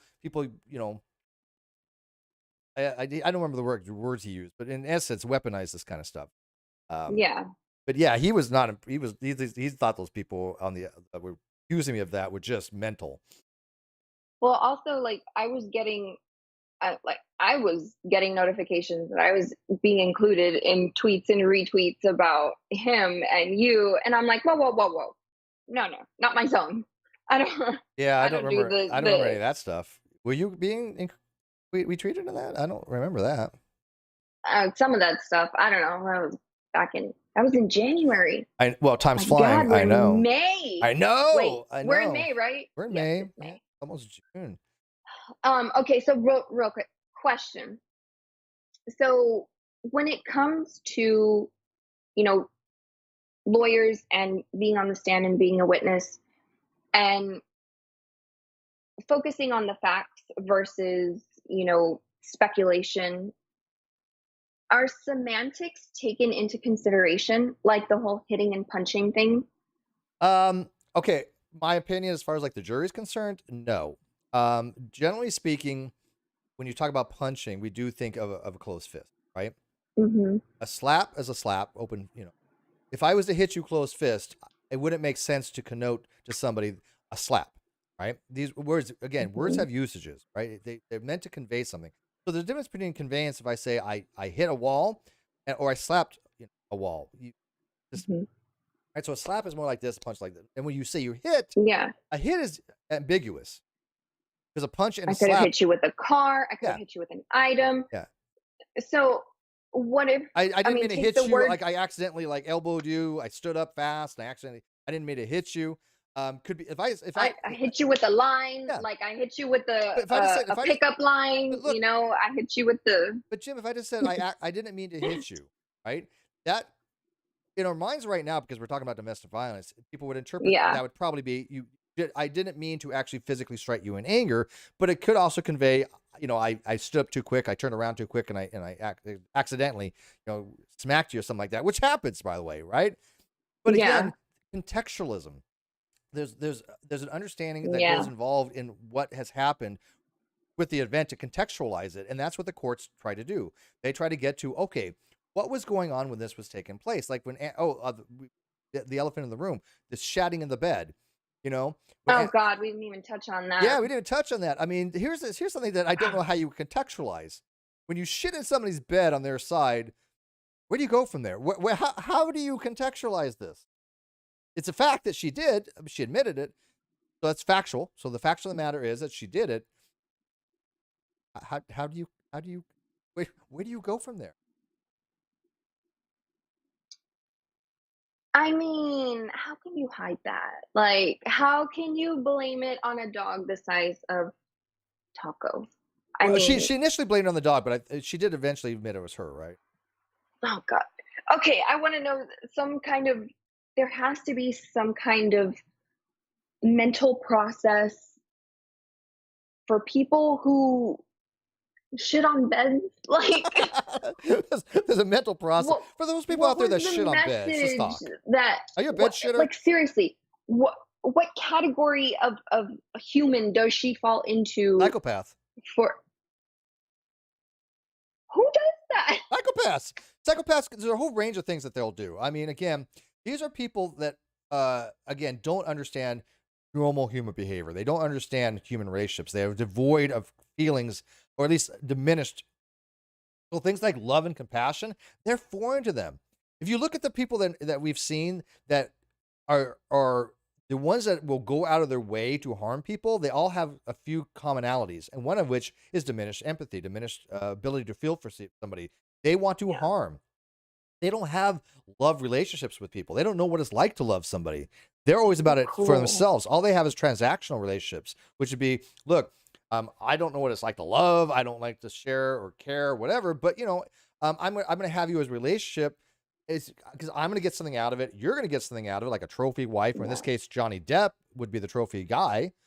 That to me was much more transactional. She was getting something out of it because she was getting narcissistic supply. He was getting something out of it because, I mean, all things considered, Amber Heard is a good-looking woman. Let's be realistic, because she's not unattractive, Right. She's a good-looking woman. I'm not going to deny that from her. Don't hate. Don't hate. Don't see those claws. Look at her nails. She's like, the claws come out. Ugh. You're one of those people that because you find somebody like morally egregious like she is, you say she's not attractive, right? It's her. Yes, it's her personality. It's the way that she's maneuvering through all of this. Like, it's not attractive, and I don't find her attractive because there's nothing that I've known her for that I can be attracted to her in any way, shape, or form, physical or, praising her for her talent or whatever it may be. Differentiate between the physicality aspect, and so I don't want to diminish that from her. But of course, she's, all things considered, she's not a good actress. She's just not. She's no Donnie Depp. I mean, he's got range. I mean, Pirates of the Caribbean, I love those movies. I really did like. Well, the first one especially. The first one. Yeah, some of the later ones weren't as great, but the first one, come on, that's a great movie. His acting was point. I was accidentally elbowed at a party, black eye and a bruised socket. Oh my God, glazing confused. Damn, dude. Yeah, I was gonna. And so you were accidentally elbowed. Yeah. I mean, Amber Heard was beaten, supposedly intentionally, break through glass, raped with a broken bottle or something. Even the hospital staff asked so many questions. In the case of glazing confused, it was probably like the right angle, the right like amount of force. And we've all had that happen. I've had my lips split accidentally. And by the way, when you lip split, your lip splits. I mean, it hurts. You know what it looks like to me? I have seasonal allergies, really, really big. My allergies are family, and one of the symptoms of an allergy is around here is a very dry lip. And so I used to, I don't so much anymore because it really freaking hurts, but I don't know, some of the audience might be able to relate to this, but you have dead skin and you would peel your lip. Oh yeah, I do that. Okay. I've been doing that. Yeah. And so you take too much off and it hurts and it looks like. And your lip will bleed. Your lip will bleed. Even if it doesn't bleed, but it's just a little bit darker. Now, again, I avoid that like the passion because it hurts, but because of allergies, exfoliate. That's what would happen. But that's what it looked like with her lip. Yeah. That was not somebody that's been punched with a split lip.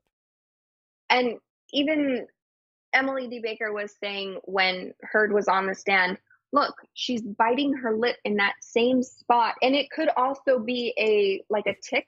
Yeah.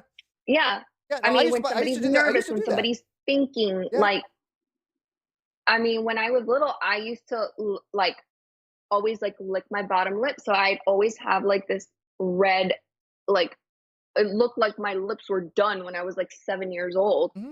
And it was just because I had that habit of constantly licking my bottom lip. That's what it looked like to me with her.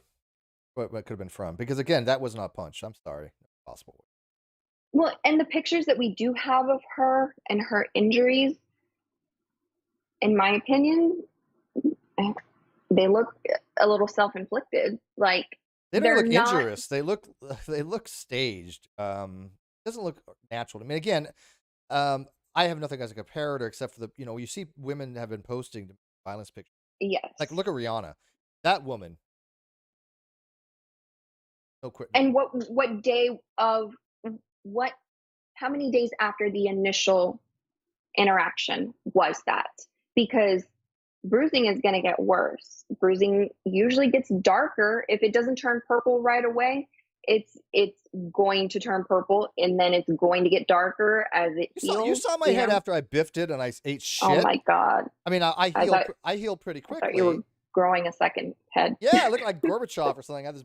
But I did say I healed pretty quickly, and I do most part. But Amica cream. But I took care of it. I did,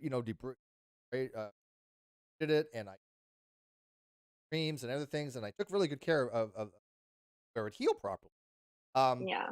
But it took a while to heal, obviously, and it was clearly something that was not by makeup. I literally ate shit. Well, not literally ate shit. I hurt. It sucked. Okay. Speaking of, no, I'm just kidding. Yeah, but I didn't go around saying, "Oh, look, Jules did this to me." But you got Botox in your forehead? Did I do a bad job putting Botox? No, I'm just kidding. No, dude. But I you know what? I could have been like, man, I was out, man. This guy was, messing with this woman, and I decided to jump in, and we got in a fight, and this is what happened to me. But you should see him. You could make some big elaborate story up, but no, my story was the truth. That I got fucking drunk on my birthday, ate shit coming home. You ate pavement. This is why, but that's why. But that's why I keep telling people, it was a shot or a double shot of Jack, and that was enough to fucking cause me. I'd be out. I'd be out. I'd be asleep. Dead weight. I know you're on a time crunch. I know you got some other stuff to do tonight, so how about we kind of wrap this up? Oh my God. I know this is great though. 37. I could talk to you forever. You know that. We should do it once court comes back. Yeah, court's coming back. Like a few more days. It was a week as of a couple days ago. Well, is it dark the whole week? Well, yeah, because they're only in trial Monday through Thursday, so they'll probably be back the following Monday. I mean, we can do a follow-up. Yep. Oh, yeah. No. Okay, so I want to have you back for that. We still got to have an episode on Roe v. Wade because I want your input on that because you happen to be a female, and that's something that happens to relate to you as a female. And I live in Texas. Rights. Oh, yeah. Yeehaw. And that's a definitely Texans. Oh, God. And there's, and then I could probably have you on to talk about some of the Todd Chrisley and Katie Joy stuff going on with that legal case. So I'm going to be using you for the next, couple weeks or whatever. Your time permitting. Did you hear that, guys? Yeah. Did you hear that? Well, obviously you're the new non-sequitur co-host. Congratulations. Thank you. Should just sign everything. I would like to thank all of the hours of YouTube that I've watched. All of the handy, right? It paid off. Yeah, you made it. Thank you. You made it. But I do want to ask the audience, you want to see Jim Jules come back for part 2? Leave a comment in the comment section. He's going to come back either way, but I want to be able to say, hey, look, fuck me. Nobody gives a shit. They want to see Jim Jules. So if you want to see Jim Jules come back for part 2, put it in the comment section. There's a little bit of engagement there. Because they're not going to do it for me. I had people, hey, please leave a comment. I had like 3 people. April Van Ryan, she left comments, but nobody else did. So I'm like, I know, April. You guys don't listen. April does. April, you're the VIP. You're the MVP. She's the only one that you're the OG. Bothered, really. Like 2 other people. But I mean, yeah, I keep telling people, look, I want to have the engagement as far as the comments, even more than the likes, because I get to read the comments and get feedback on it, and I like that. So if you really want to support the channel, you can become a Patreon. Video in the description. I appreciate that. Become a member of the channel. I appreciate that. But if you can't, just leave a comment. Tell me how wonderful Jim Jules is, so I can show her. Go, look, Jim Jules. Yeah. Look, they're. Oh wait, over here. They're. Oh, where am I? Your ego here. You need it. Here. I don't know which way you are. Yeah. Yes, please leave a comment if you guys would like to see me back on the channel. They'll do it for you, I think, if you ask them. Yeah. Aside from working my butt off and like literally every day I'm hustling, I am immersed in this case, and I would love for anybody to bring up more points that we may have missed, or more things that, like, we totally overlooked the whole turd thing. Like, and that, I mean, hello, Until the like very her end, name, Heard his, returned. Yeah. Somebody exactly. had changed the IDBM to Amber Turd. I saw that. I saw that on Twitter. So, I mean, little things, well, not little things like that, if we may have missed that we Yeah. can address in the next live stream, I would love to come back and join Steve and the rest of you lovely people in the chat. You're kind of a permanent fixture now. So much to talk about. I mean, it's just, there's I so much know. material. And by the way, there's a lot of stuff in the media that I don't ever bother to talk with. There's a lot of high profile stuff that I've never bothered to wait. Not my thing, not a commentary. This particular case, though, because of my vested interest in other legal proceedings and the vested interest that I've been falsely accused of things, this is why, again, I think that I am taking probably a little more direct interest in it than I normally would. Because most court cases, I don't know. I'm not one of those people like, oh, that's to follow all these trials and all these things going on. And I just don't. It's not that much of interest to me.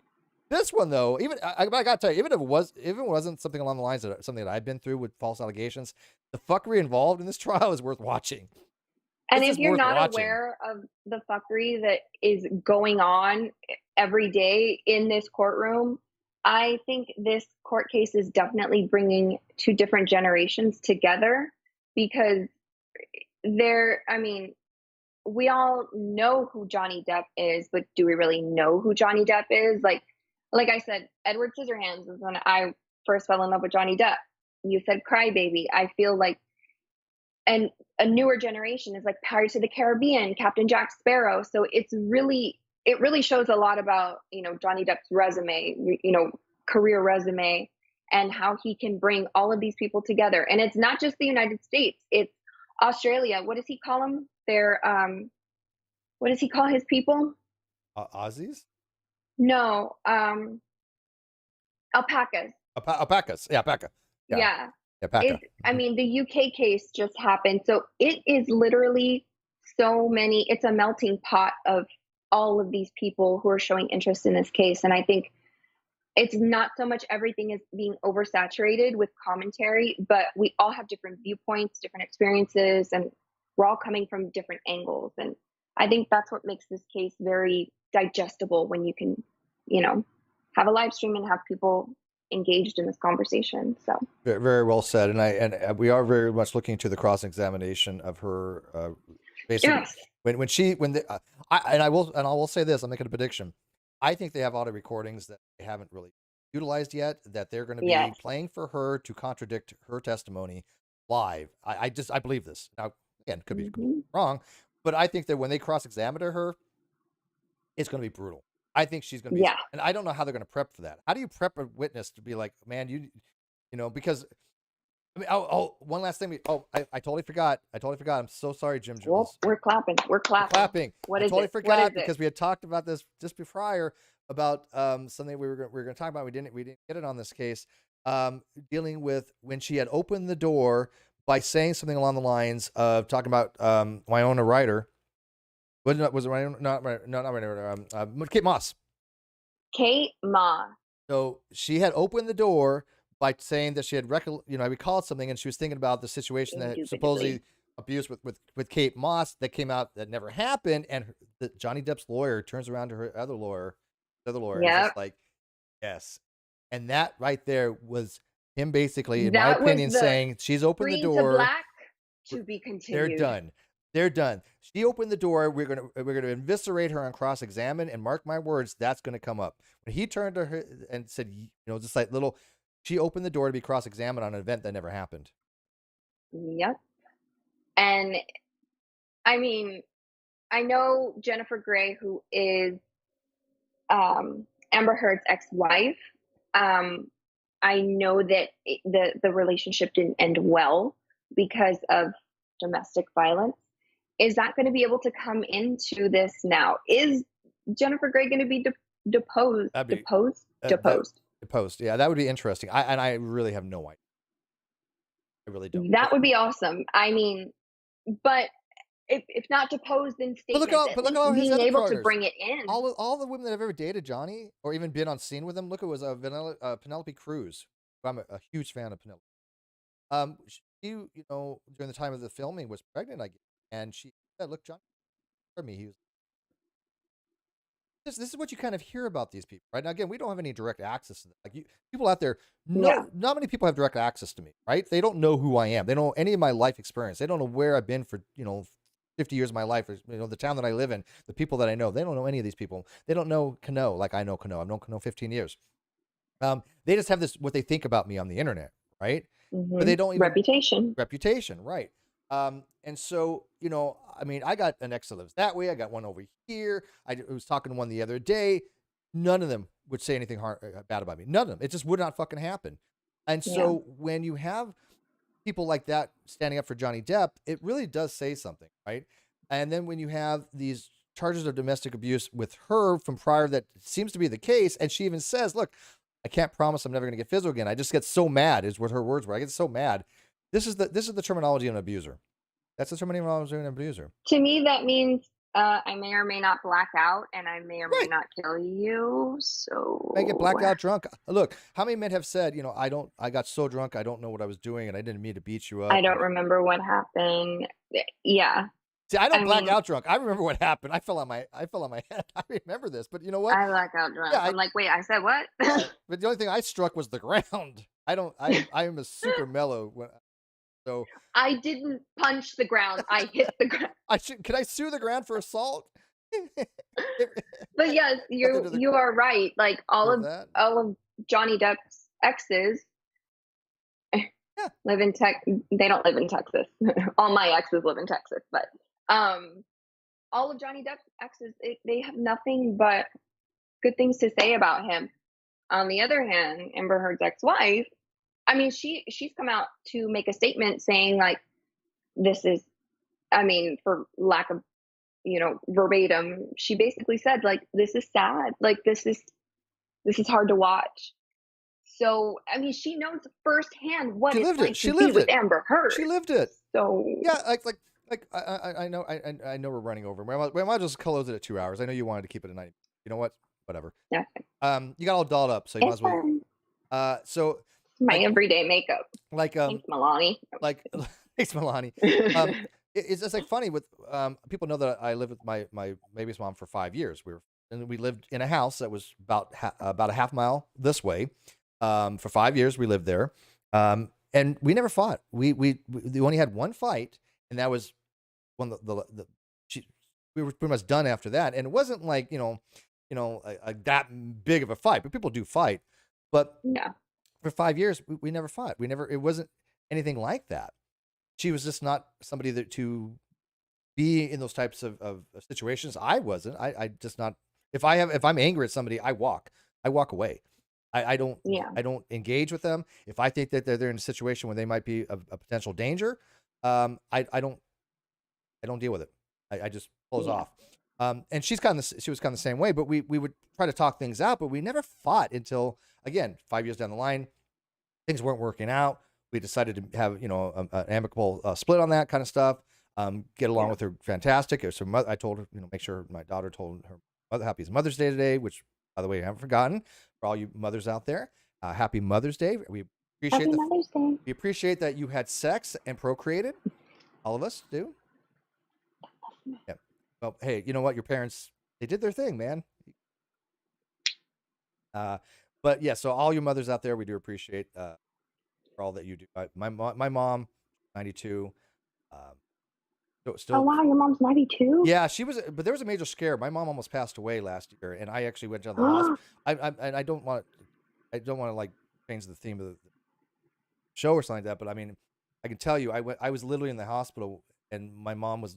They had told me, you need to come down tonight. Your mom, you want to say goodbye to your mom. She's not going to be here, kind of stuff.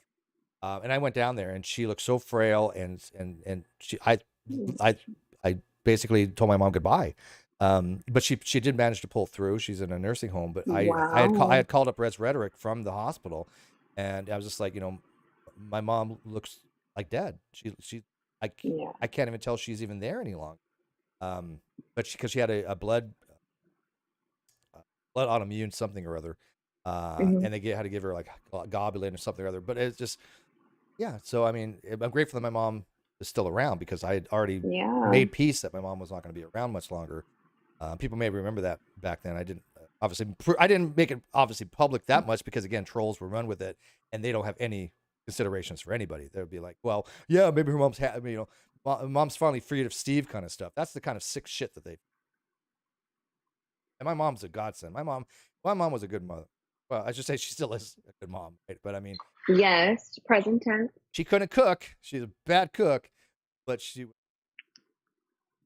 Happy Mother's Day. And you got to see your mom too? Yes, today is actually my mom's birthday and Mother's Day, so it was a double whammy. So she came over for a little bit. But, yeah. Well, what do you want to leave us with? Because again, we could talk about this forever, and we will be doing more. But again, let's get how many comments do you want people saying they how many comments do you think? Good number. Don't go crazy here because again, they don't really listen.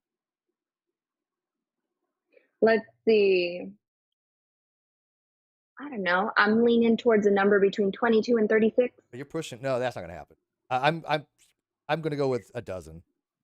11. 11. 11. All right. Numbers. 11. 11 comments, and I shall return. Don't make Jules make 11 sock accounts and get an inferiority complex because none of you want to go. We love her. We want her back. Si se puede. No, we got to promote your channel too. Nope. Night, guys. You can find me at YouTube here on this wonderful platform. Jim Jules. I am definitely more active on Instagram. That's at Jim Jules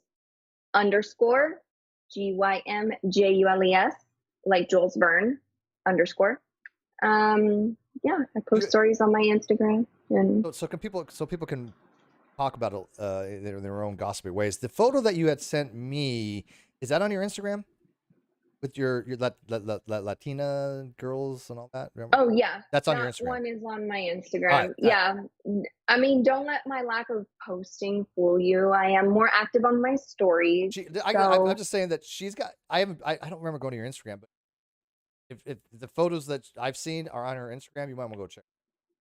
Just saying, you might want to go check it out. I mean, if we get 11 comments and maybe I get like 1 or 2 followers on Instagram, you know, that means that I kind of need to refresh my content. Maybe I'll post more static posts on Instagram. There you go. I've been looking for that poker. Make her post more. Make her do something. give her some incentive, people. Give me something to do with besides work, please. Yeah, I know work's been. Yeah, she's like working her ass off, and I get that. You know, it's like, look, I went back to work. You went back to work. Still trying to fit in YouTube stuff. Yeah, but yeah, it's you have to juggle all stuff. But anyways, Jim Jules, always a pleasure. This was great. Thank you. Love your insight. I love when you come. Amazing, wonderful, and for anything you do. I just really want you to become a superstar, get 1 million subs, become super famous, and get all about me and stab me in the back like everybody else has done. Well, come on, Steve, put your hands together. I'm your stepping stone. Let me step. Use me. Step on me. Come on, you know, get those high heel stilettos on and just, you know, shove them in the back of my brain, kind of. All right, guys, thank you guys for watching. Thank you, my mods out there. I appreciate all that you do. Again, want to become a patron of this channel for support of the stuff that we're doing on this channel. I have guests lined up. I'm filling in again only 2 weeks out because of my own schedule. I get a little I don't want to show you my schedule. I print it here, but you know, I have to fit it in on my days off, so I can't be doing it 2 months down the line. But same. Yeah. All right, guys, with that, we'll bid you adieu. Happy Mother's Day, and we'll see you later on. Good night.